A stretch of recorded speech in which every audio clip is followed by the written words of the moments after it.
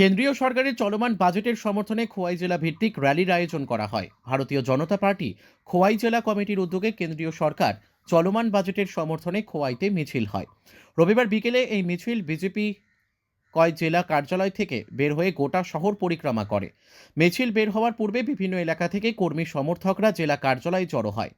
মিছিলে উপস্থিত ছিলেন বিজেপি খোয়াই জেলা সভাপতি বিনয় দেব বর্মা, বিধায়ক পিনাকি দাস চৌধুরী, খোয়াই জেলা সাধারণ সম্পাদক সমীর কুমার দাস, খোয়াই জেলার অন্তর্গত 6টি মণ্ডলের মণ্ডল সভাপতি সহ জেলার বিভিন্ন স্তরের নেতৃত্বরা।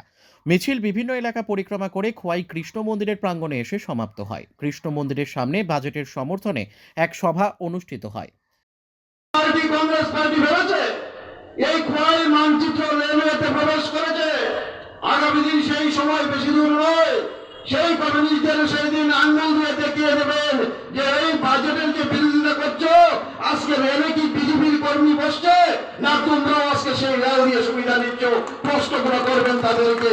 মানুষকে শুধু বিভ্রান্তি করা তাদের তার কোনো কাজ নেই। আজকে সাধারণ মানুষের সেই জন ঔষধি আজকে সেখানটায় মানুষ যাতে তার সুযোগে পায়, কম পয়সায় পায়, তার ব্যবস্থা করা হয়েছে। প্রত্যেকটা জায়গায় আজকে সারা ভারতবর্ষে প্রায় দেখবেন প্রত্যেকটা জায়গায় আয়ুষ্মান কার্ড 20 লক্ষের অধিক মানুষ তার সুবিধা পাচ্ছে এই আয়ুষ্মান কার্ডের মাধ্যমে।